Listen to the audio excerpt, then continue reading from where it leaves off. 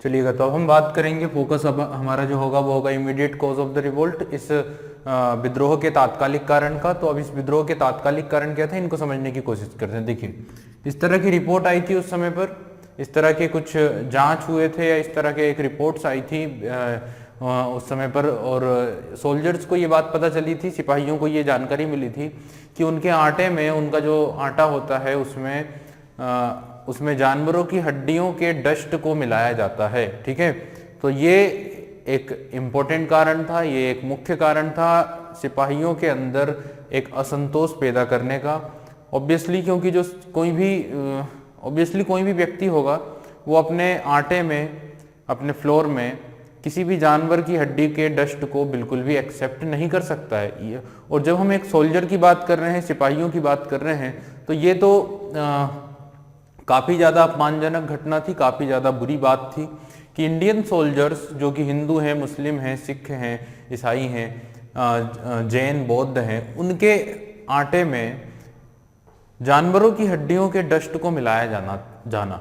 ठीक है, अब इंडिया इतना रिच और इतना एग्रीकल्चर की दृष्टि से देखा जाए तो इतना एग्रीकल्चर के लिए फेमस देश था, यहाँ पे इतना धन धान्य हुआ करता था, इतने ज़्यादा प्रोडक्शन हुआ करता था अनाज का, और ऐसी कंट्री में अगर सिपाहियों को इस तरह का आटे से बनी हुई रोटियां अगर खिलाई जाती हों तो ये काफ़ी अपमानजनक घटना थी। ठीक है, तो सबसे पहली बात ये है, the reports about the mixing of bone dust in आटा, ठीक है, एंड द इंट्रोडक्शन ऑफ, जो और दूसरा कारण जो मैं आप लोगों को बता चुका हूं वो क्या है, the introduction of Enfield rifle enhanced the sepoys disaffection with the government. तो पहली घटना आटे में बोन डस्ट का मिला होना, और दूसरी जो घटना थी वो था इंट्रोडक्शन ऑफ एनफील्ड राइफल।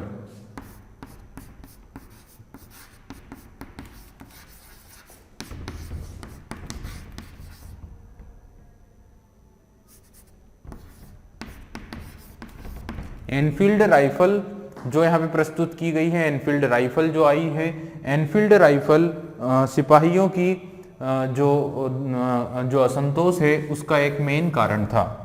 ठीक है, RIFLE। ठीक है, अब डिस्कस करते हैं इसके बारे में।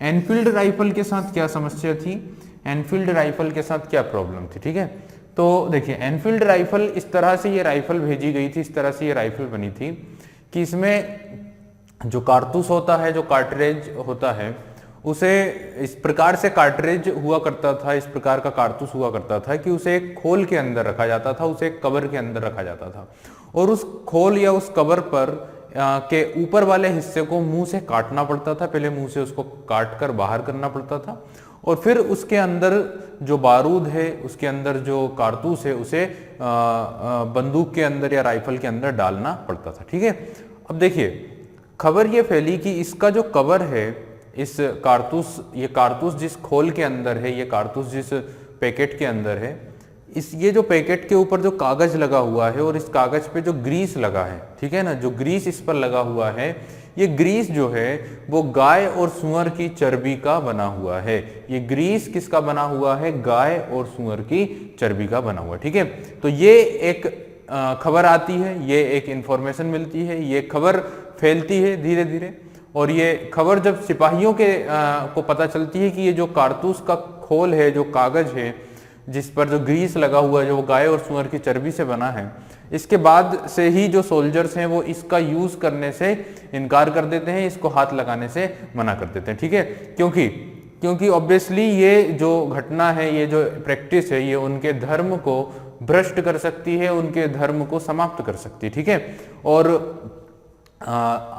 इंडियंस इतने ज्यादा अटैच हैं अपने धर्म से कि वो अपने धर्म को किसी भी कीमत पर समाप्त नहीं करवा सकते। ठीक है, तो अब क्या होता है, दूसरा जो कारण है एनफील्ड राइफल, और एनफील्ड राइफल जो सबसे तात्कालिक कारण कहलाता है, और इसके साथ प्रॉब्लम यह है कि जो ग्रीस्ड कार्टिरेज है वो उसमें ये खबर फैलती है कि उसमें गाय और सूअर की चर्बी के बने हुए कवर का यूज किया जा रहा है। ठीक है, greased कार्टिरेज needed to bit off before use the rumors lagged with pig and beef fat। तो ये जो र्यूमर या फिर ये जो सूचना है, जो खबर है, ये फैलना शुरू करती है कि पिग एंड बीफ फैट, गाय और सूअर की चर्बी के बने हुए ये कारतूस थे जिन्हें यूज करने से पहले बिट ऑफ यानी दांत से काटना पड़ता था या मुंह से काटना पड़ता था, ठीक है।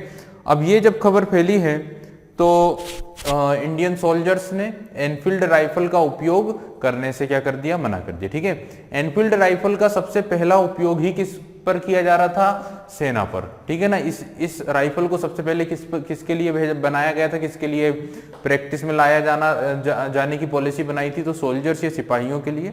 और जैसे कि मैंने बताया कि इनके कारतूस पर चर्बी सने कागज का खोल चढ़ा होता था और कारतूस को राइफल में भरने से पहले उसके सिरे को दांतों से काटना होता था, ठीक है ना। अब क्या होता है कि गाय और सुअर, ठीक है, गाय और सुअर दो एनिमल्स।